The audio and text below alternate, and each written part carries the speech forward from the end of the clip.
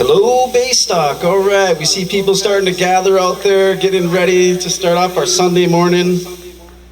Oh yes, Baystock, one of my favorite times of year as I travel all over the United States and even the world as far as Europe recently. Tales of Laughing Fox, international these days, wow. Happy Baystock, everybody, here we are once again, another year around the sun and another year closer together. This is what community is really all about. Yes. Chimigwich to the good folks at Baystock for inviting me out here and giving me a platform on which we can talk about culture, music, history, and all these little interesting things in between. If you guys really want to know about indigenous culture, there's an author out there. His name is Dr. Anton Troyer, and he has a book out there entitled Everything You Wanted to Know About an Indian, But Were Afraid to Ask. And in this book, it has like powwow protocol. It's got, you have questions about our eagle feathers. It's all in there. You have questions about our dances and ceremonies. Some of that information is in there as well. Of course, when we talk about our ceremonies, we only talk a little bit about them during these because there are lodges and medicine lodges that address those kinds of stories and those kinds of things. So a lot of times when I'm up here telling these stories, I'm trying to tell these stories that are in season. Because usually for storytelling, we don't tell them until there's snow on the ground. And they say that because there's certain spirits that are sleeping. And so we're allowed to kind of talk about them during that time. So for us Ojibwe and Anishinaabe, we try to be as respectful as possible to those spirits, to those Adazokan money, to those spirits that are from here. And as your storyteller today, it's kind of my job to kind of be your guide through today's presentation and bring us back to the way that the Anishinaabe people believed and think. And to do that, I have to use the language. So I'll introduce myself in the language right now so that you can hear how beautiful that language sounds. Aho buju nindonawe magani duk. Hello to all my relatives out there. Bape wagush nindajinikaj. Laughing Fox is my name. Nindamigizi dudame. I come from the Eagle Clan and Misquabi Kong Nindunjaba. I'm a member of the Red Cliff Band at Lake Superior, Chippewa, located here on the shores of Lake Superior.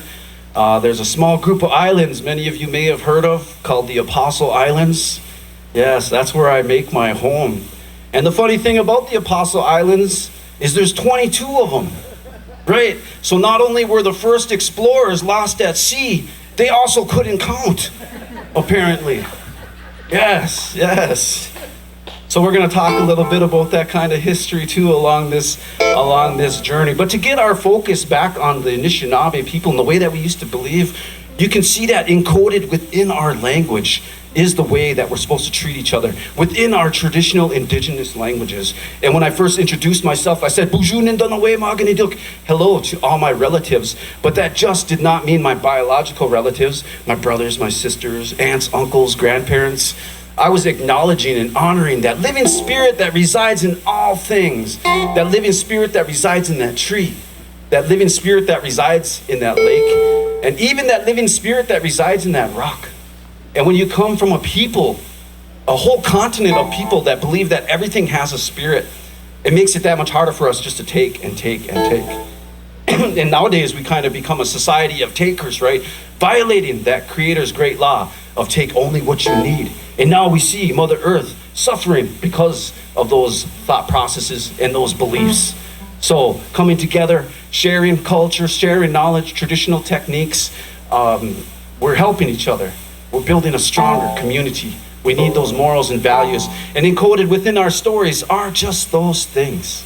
So it's always an honor and pleasure for me to be able to come up and present some of those things. And I had a lot of coffee today, so just so you're aware. That fourth cup, that fourth cup.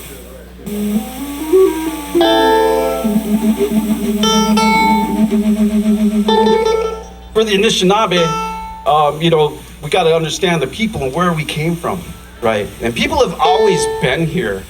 When we look at some of those sacred sites found within our own area, Stockland Island, there's a site there that carbon dates back 5,000 years ago for people living in this area. There's a site in Sault Ste. Marie up on the eastern side of Lake Superior that carbon dates back 11,000 years ago. I just came back from Maine. There was a site there 14,000 years ago. People had been living there. They just found footprints in New Mexico, 20,000-year-old footprints came there. For the Ojibwe up in this area, we would have first contact in about 1620. After that, we would engage in about 200 years of the fur trade. And that's when life for the Anishinaabe people and indigenous people would really start to change as we would be introduced to technologies that we wanted and technologies that we had to pay for. And in order for us to pay for them, we used animal hides at the time. And unfortunately, at this time, that's when the exploitation of indigenous resources started happening, as we would buy one musket for 13 beaver pelts. And our French relatives would turn around and sell that one beaver pelt for 13 muskets. Yeah. And also, we had such a good relationship with the French people. 200 years of this, you'll find that 1/3 of the Ojibwe people, Chippewa people, Anishinaabe people, they all have French last names. My last name is Charette. So apparently some of these treaties that were signed with hickeys.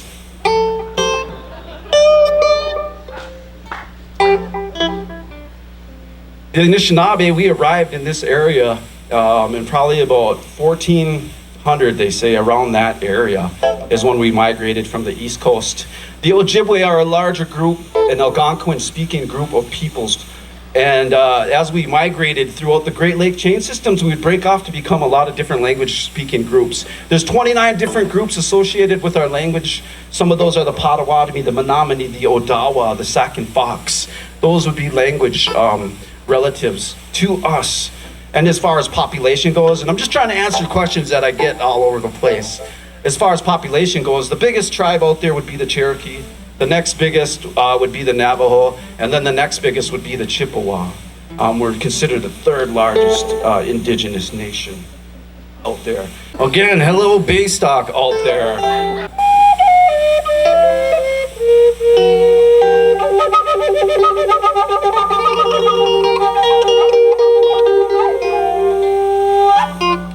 Whenever I start off my storytelling, I have to tell the creation story of the flute. And I know most of you guys have been here now for so long, you've heard this story retold and retold. But within the Ojibwe culture, we listen to those stories constantly. And every time we hear them, as we grow older, we find something else in those stories that can help guide us.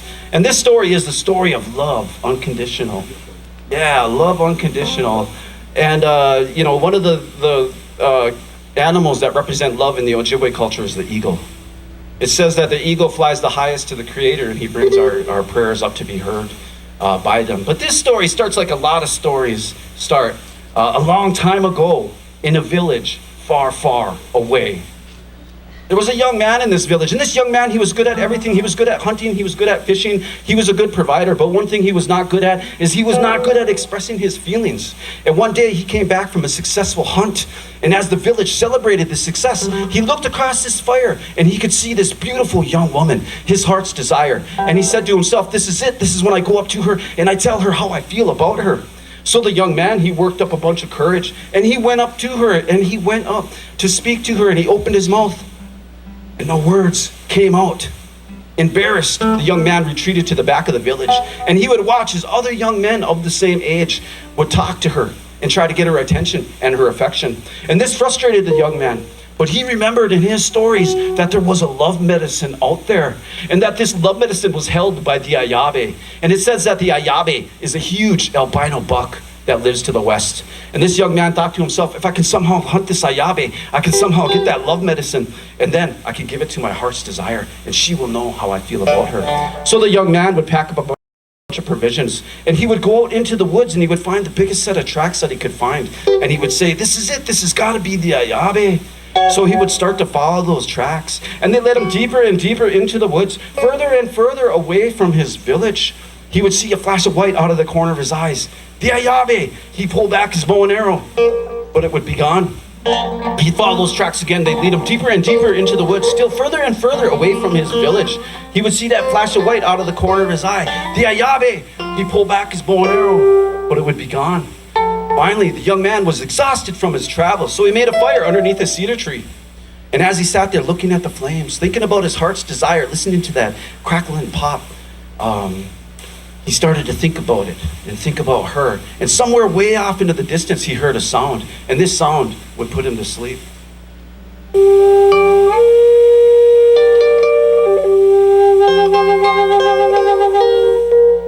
The young man would go to sleep with this. And the next day, he would wake up to a knocking. And when he would open his eyes and he looked up into that tree, he saw that there was a bird in that tree, a Beneshi. And that Beneshi had been dancing on that branch. And while that Beneshi danced on this branch, it had been knocking holes into it. And the Beneshi would fly away. And as soon as he flew away, the wind picked up and it went over those holes and it made that same sound that he had heard in his dreams.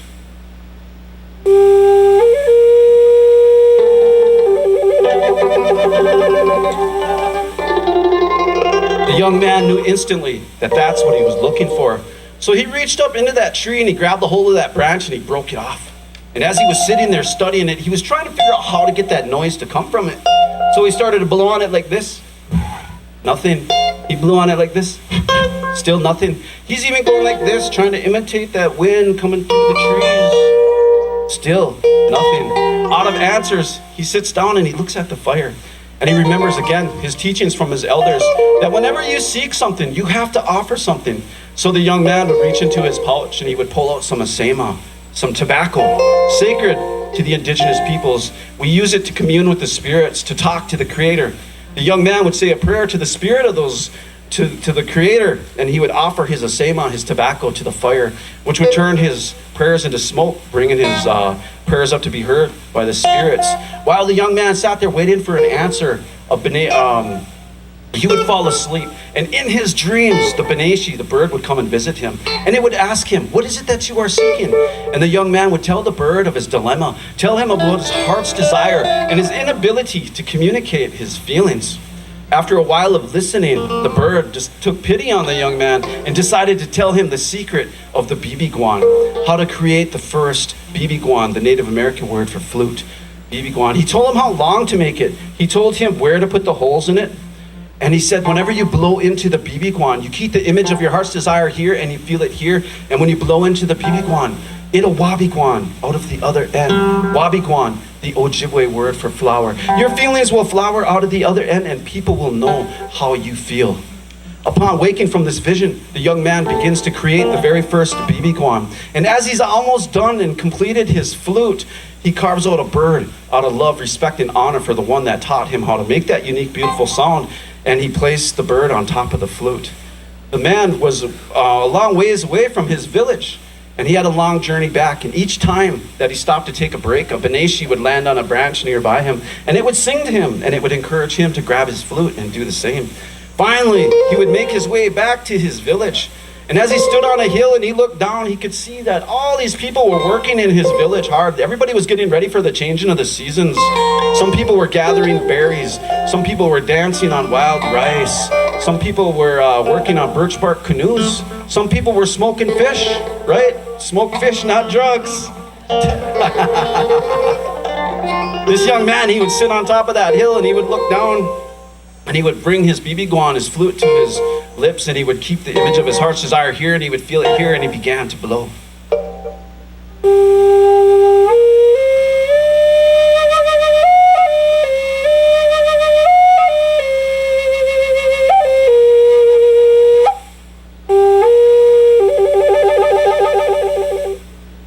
that sound would make his way down into his village. And everyone that heard that sound stopped what they were doing because no one had ever heard anything like that before. Finally, that sound made its way to the wigwam, the traditional home of the Anishinaabe people, the wigwam of the young woman. And as soon as she heard that sound, she knew instantly that that was for her. And she would come out of her wigwam and she would look up on top of that hill and she would see this young man standing up there making this unique, beautiful sound. And she always knew who he was. And she always wondered why he would never talk to her. She would go up and stand next to him. And as she listened, she realized that the music was intertwining their spirits together. She was so amazed and overwhelmed that somebody could express so much love without uttering a single word.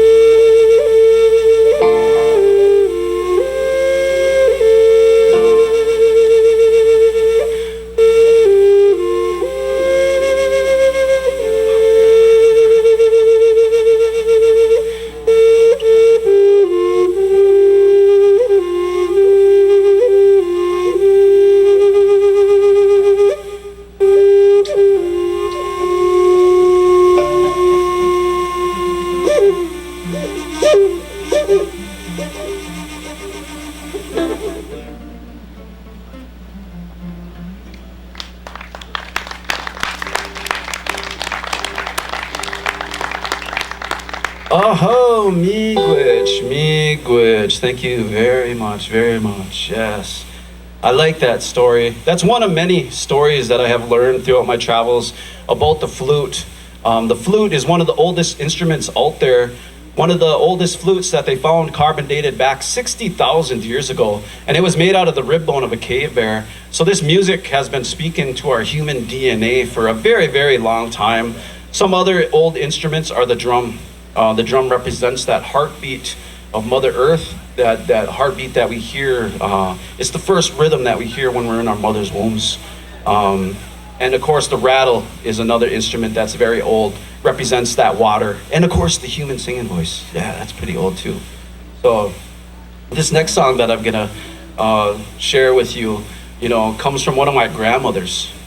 And when I was a little kid learning my stories, I was running all over the place, pretty crazy. We all kind of, at that age, we all kind of know it all. And whenever the parents or any elders tell us what to do, we're always like, yeah, we know. And I was no different.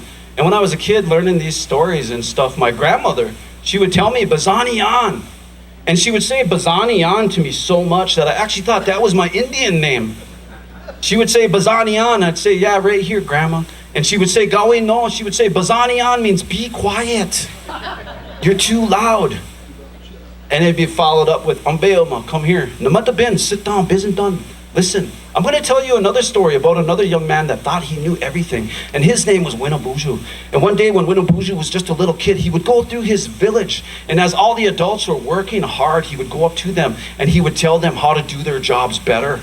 Some people were working on birch bark canoes, and little young Winnebuju would go up there and start telling him what roots to use and how to lash it together better. And they would tell him, Bazani on Winnebuju, you're just bungi itago ojbunuji. You're just a little kid, you don't know anything yet. Go play, go be a kid.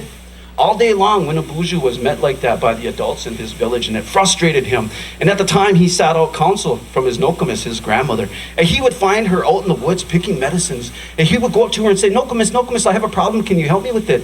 And she would say, why, yes, Winnebuju, what is it? How can I help you? And he would tell her about the treatment of the adults in the village, how they all thought he was just a little kid, and they would all shoo him away. And she would ask him, well, what is it that you are asking me? He said, grandmother, I know you're very knowledgeable in medicines. Is there a medicine out there that'll help me get smarter? She goes, oh, Winnebuju, you want to be smarter? He said, yes, when I'm the smartest man alive. Everyone's going to listen to what I have to say. They're all going to do what I have to say. I'm going to be Winnebuju, the smartest man alive. Yes. Grandmother thought about this for a bit. And she said, you know what, Winnebuju, there is a medicine out there, but I have to go and gather it. You'll have to come back. So a very excited Winnebuju runs out into the woods. He runs out to Baystock, and he's looking around, and he's thinking, man, I just can't believe how everyone's going to listen to me and do what I say. I'm going to have the best ideas. I'm going to be the smartest man alive. He was so excited that he left Baystock, and he ran out, and he found his grandma out there picking medicines again in the woods. He said, Nokomis, Nokomis, did you find the medicine that'll help get me smarter? And she said, well, yes, I did, Winnebuju. It's right here. And she pulled out a pouch, and she opened it up.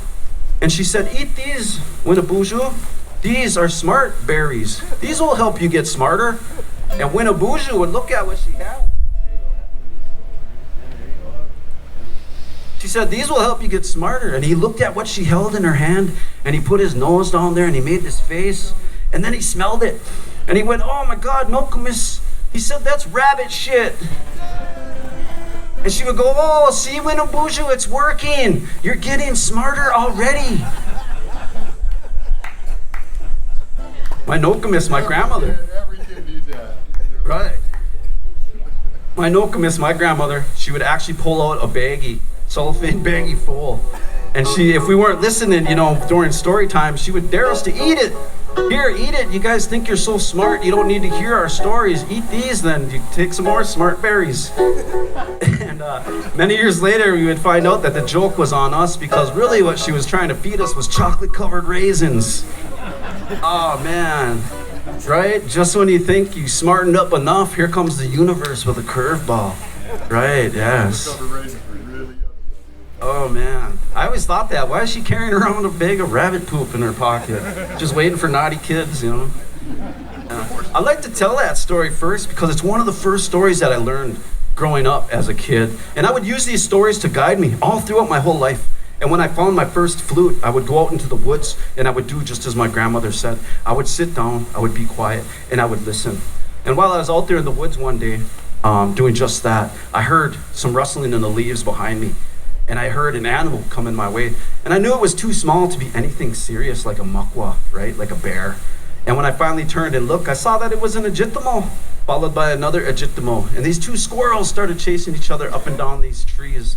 And I thought to myself, well, just like in the story, I'm going to imitate these animals and scare them away. And I started to do this and imitate them. And they didn't get scared away like I had thought. They actually came closer. They got more curious and came closer. And I always tell my students, the first song that I learned from two squirrels out in the woods. And this next song I'm going to share with you is called Ojibwe, which means squirrel tail. And I did learn it from two squirrels in the woods. Many years later, I would find out that I was actually imitating their territorial call. So these squirrels were like coming to see who this big squirrel was in their territory and what they had to do to take care of that threat, right? Okay. Yeah. There's this big squirrel. I told my mom that story too, and she would say, oh, you're just nuts. That's why they listen to you. My youngest son got bit by a squirrel. And he loved horror movies. He thought he was going to turn into a big squirrel. A were squirrel, yeah. Squirrel, super squirrel. This next song is called Ojibwe, and if you listen to it, you'll hear those squirrels having a conversation.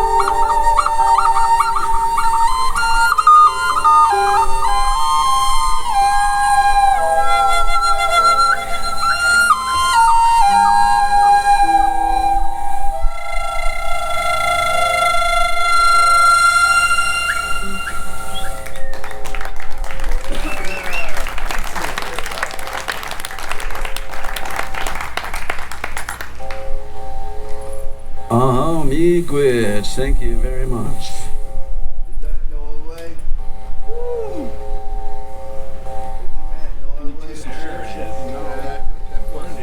Here we go. We're gonna do a little shape shifting up here. Put on the old Wagoosh mask here after my Ojibwe name, Bape Wagoosh. In Ojibwe culture, there's a lot of shape shifting in our stories. So as I was growing up and becoming a storyteller, I figured I would try to make these masks to embody that same spirit of the shapeshifters. Even the way I wear my feathers is meant to represent the Waboos, the rabbit, as Winnebuju's one of his favorite forms to turn into is the rabbit. So I wear my feathers like they're rabbit ears out of respect, love, and honor for those stories that we have heard. This next song I'm going to share with you is called The Shapeshifter, and I do it on this flute. A fellow tribal member gave me this flute, and he called it the shapeshifter because when you look at it like this, it kind of looks like the gigu, like the fish. And when you see this part up here, he said, this is always changing. Some days it's an eagle, some days it's a horse. And then when you hold it up this way, it becomes the kuku-uu. Kuku-uu, the Ojibwe word for owl. Kuku-uu. Yes, this next song is called The Shapeshifter.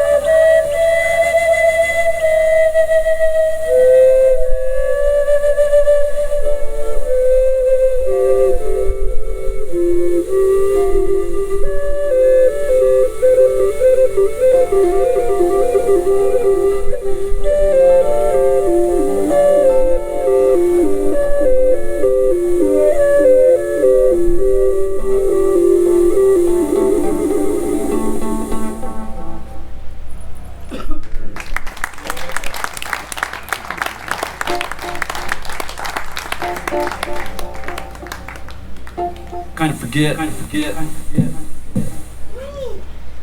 want to be able to, share as much of the culture as I can within the 45 minutes that Baystock allows me to. And, it's really hard to fit 20,000 years of culture in 45 minutes. But we try. Well, you had 4 cups of coffee. And I had 4 cups of coffee to help. Yeah, all right. So this next story is kind of like how the drum came to the Anishinaabe people. The drum represents, of course, that heartbeat of the earth.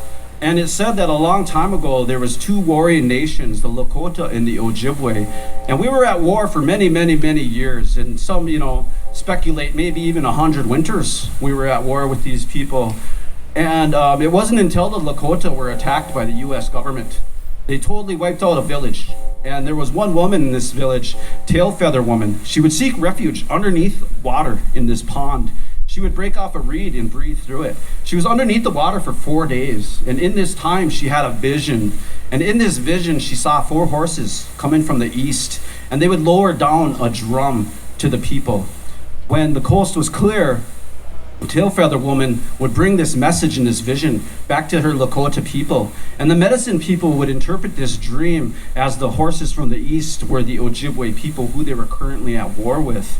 And they were getting attacked from the US government at the same time. So they looked at this as a peace offering. So they would create this drum, and after they put every bead where they needed it to go, they would bring this drum back to the people, the Ojibwe people. And when the Ojibwe would look out and they would see thousands of Lakota warriors, they thought this was it. They were in trouble. They were surrounded. But instead, Tail Feather Woman would come up and offer the drum and the ceremony. And for the first time, these two warring nations sat down. And for the first time, when they hit that drum, their hearts beat with the same beat. And their voices sang with the same song. And in this way, our leaders, our warriors, lead us to peace. And a lot of people say that this story, the U.S. government can learn a lot from this story as we see two peaceful nations coming together in a peaceful peace treaty. Right. This song I'm going to share with you is one of the first songs that I learned on this drum a long time ago, back when we were just Misquabi Kong, which means Red Cliff. And I'll share that with you now because a lot of times in the Ojibwe culture, we do everything around the drum. It's always present. It's always that heartbeat. It's always that constant reminder on what Mother Earth provides for us. Because we are so provided for, we need to really respect her.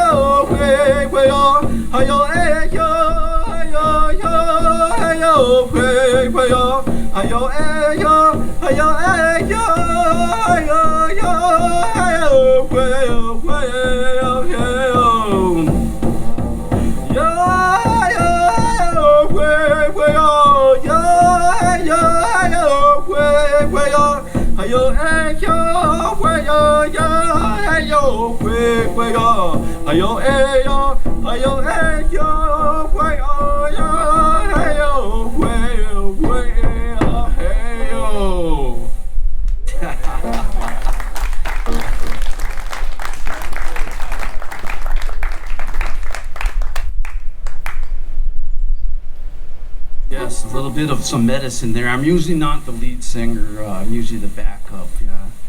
I know I invited a drummer out here today, and he didn't show. He must have got lost out there with Winnebuju somewhere, having these grandiose thoughts of the way things are supposed to go. We had to go look for Vassar Clemens once. All of a sudden, Vassar is just playing with Nitty Gritty Dirt Band. And 10 minutes before their story going on, I'm sitting back there with the guys and they go, "Where's Vassar?" He got lost in the woods. So we had to go there. We found him. Phil Anderson found him.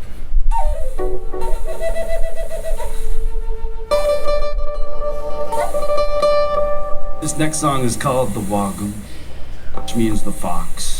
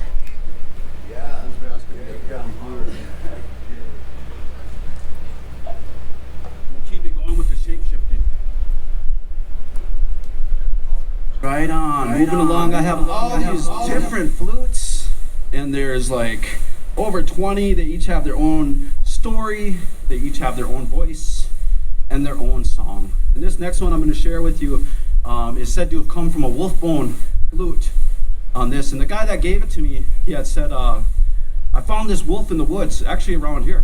I found this wolf in the woods, and I scavenged what I could from it, and I took some of the bones and I made flutes. I'm going to give you a flute. When we come together 20 years from now, we'll play the same song on the same animal. And I just thought, wow, what a beautiful, beautiful story. So I would take this flute, I would go out into the woods like I do with all my flutes, and I would sit and listen. And I would start to play this, and I would hear wolves, and I would start to try to imitate them. I would howl back. I would make this video about this, the wolf bone echo, I called it. I would post this video on YouTube, and I would write this beautiful paragraph, beautiful story.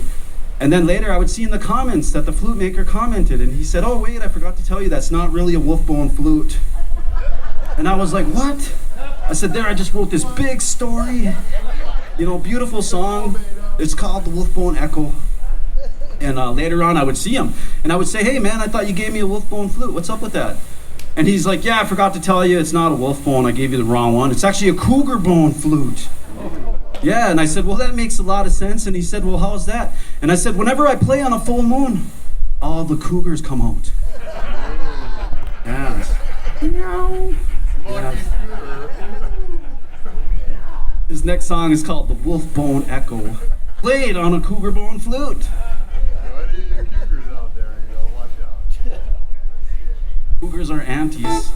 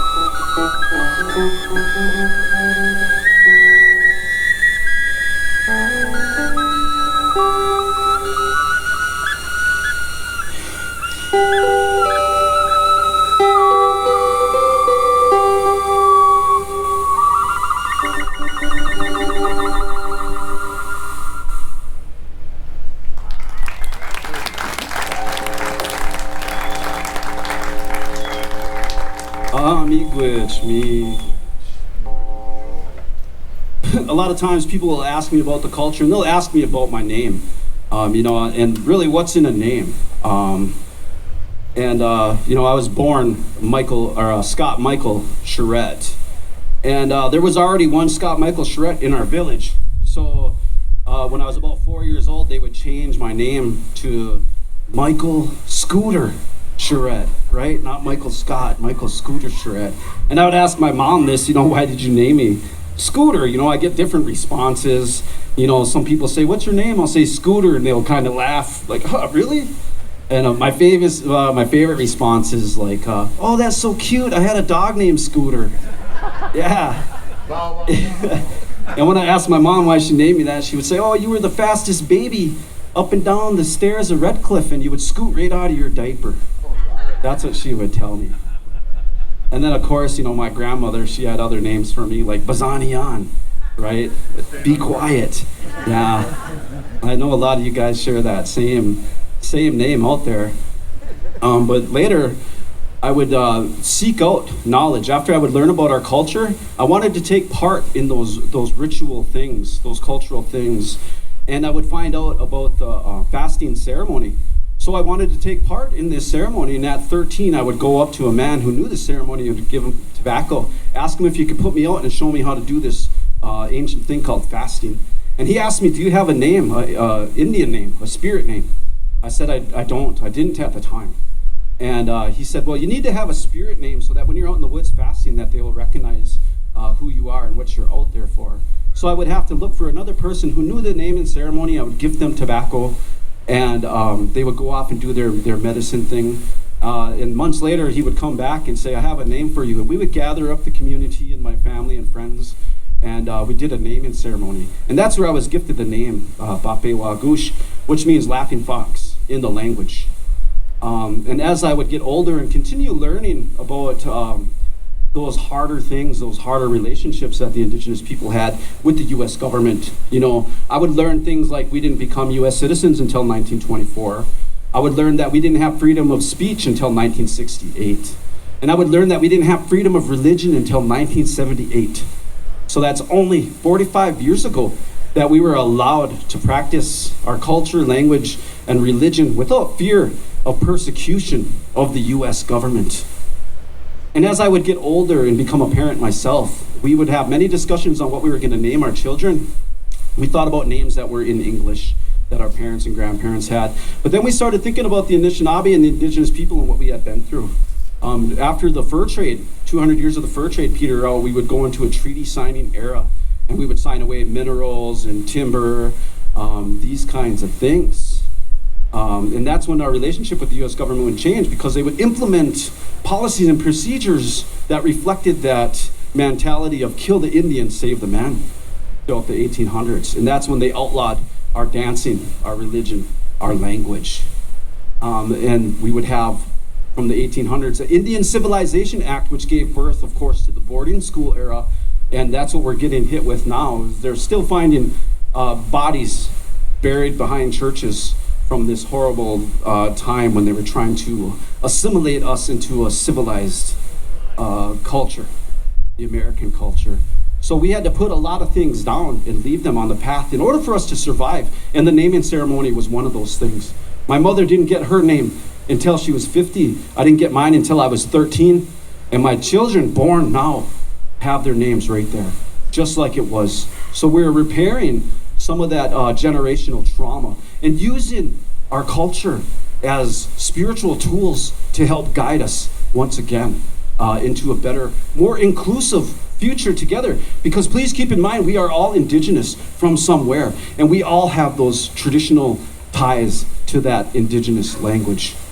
This next song is called Indeaki, and it's made after my daughter. It means my heart of the earth. And this is a song about healing. This is a song when we keep in our minds and in our hearts those people who are afflicted with addiction, those of us that we love unconditional, that suffer from disease or illness. These are the times when we keep this song here, we keep them that we love in our thoughts and in our hearts. Ladies and gentlemen, I present to you a healing song called Indeaki.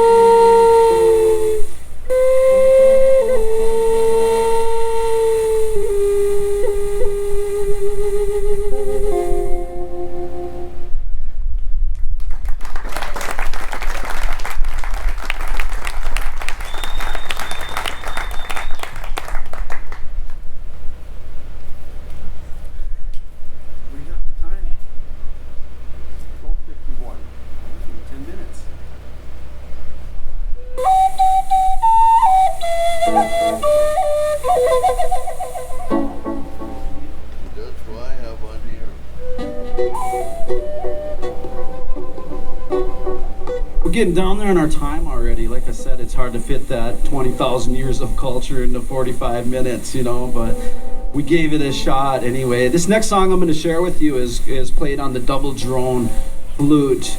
And I learned this song at an airport as I was traveling around. You see, I spent 2 years in the woods learning how to play the flute before I would finally make my way to street corners in Bayfield, where I was working as a baker, and I was working at a coffee house. And I would learn things at this coffee house like the espresso and the Americano and the cappuccino. And of course, after experimenting with these things after work, I was much prepared to play on those street corners. And people would stop and they would listen to the music, and after the song was over, they would come up to me and they would tell me how much they were having a bad day and how that music helped alleviate that stress from whatever issue they were facing. They would ask me, how do you build the flute? They would ask me the creation story of the flute, and that would encourage me to go out and seek out that knowledge. And after seeing how that flute affected those people, that was inspiring to me just to keep on sharing. And I would move my way from the street corners of Bayfield to bus stops and eventually the airports, which I love playing at the airports. I'll find a nice spot to sit and I'll play. And just like in the story, people slow down and they stop and they take a moment. And I noticed that these people, it didn't matter their country of origin, where they were from, or their culture, or what language they spoke. As soon as they heard that flute, they slowed down and they took a moment. It transcended all those barriers, and it spoke to us on a human level.